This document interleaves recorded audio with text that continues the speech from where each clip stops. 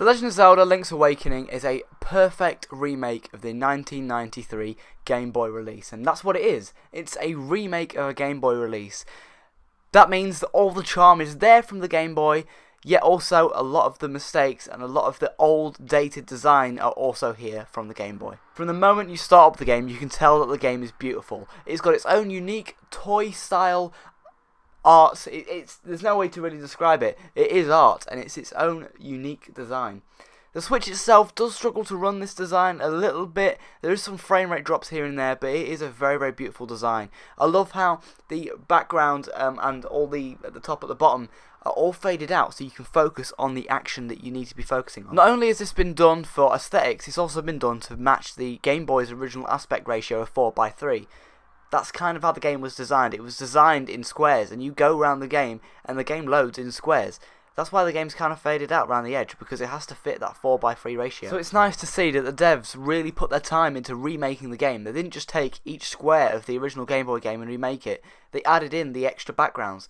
Time was taken on this release, and you can see it. And time was also taken on the cutscenes too. The game opens and ends on beautiful anime-style Zelda cutscenes, which makes me beg for a kind of Netflix show in this style. These are truly, truly beautiful cutscenes in this game. You play the game as Link, who gets stranded on Cocomelon Island and has to collect 8 different instruments. These instruments then awaken the giant windfish egg at the end of the game. All 8 of these different instruments, all hidden in dungeons. These dungeons have to be found by yourself and also talk to people to give you certain things to let you get into certain areas. It's a real trial and error of the game, trying to find a dungeon, how to get past a certain rock, how to get to a dungeon, what to do in that dungeon. The game is an adventure game, but it's also very, very puzzly.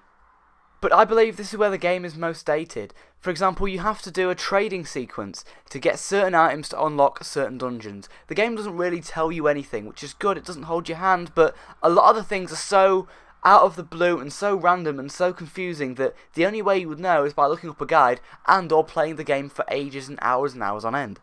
Which works fine for the original Game Boy release, as they wanted to pull out the longevity of the game, make you be playing the game as long as possible. But in 2019, we could have done with a hint, we could have done with a mission sort of structure to let you know what you need to do. Similar to Breath of the Wild, where it told you the exact area, what you need to do, how to do it.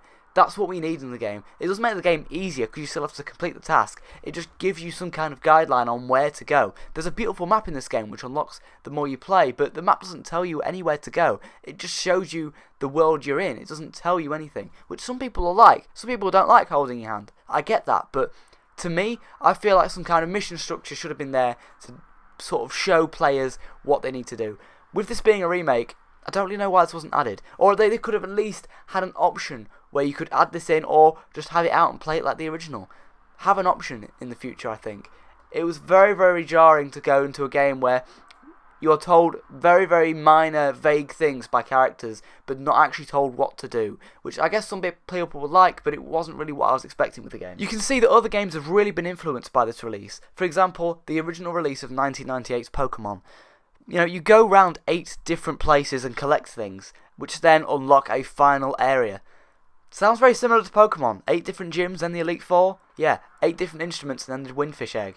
It does take a lot of inspiration from that, and this feels, in a weird way, kind of like a Pokemon game. It's weird. Without the actual mechanics of battling, its exploration and adventure is very, very similar to Pokemon. And it's weird how similar these games are. You wouldn't expect them to be, but they really are. And it's actually just hit me how similar Pokemon and Zelda actually are.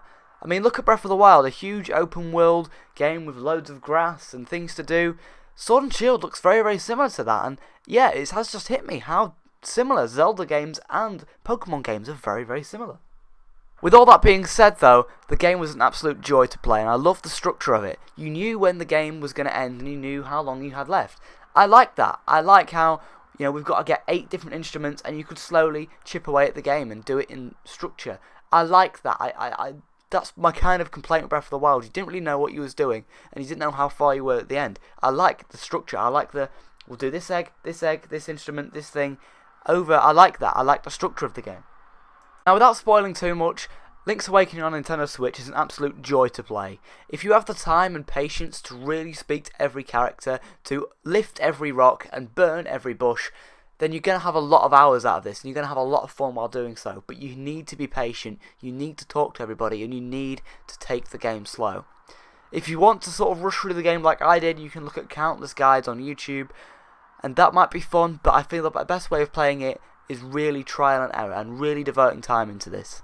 With that being said, the Game Boy game does follow the same rules, and I wish more would have been added into the Switch version to make it a little bit easier to get into for newer players. With that being said, I still loved my time with Link's Awakening, and I give it a solid 7.5 out of 10.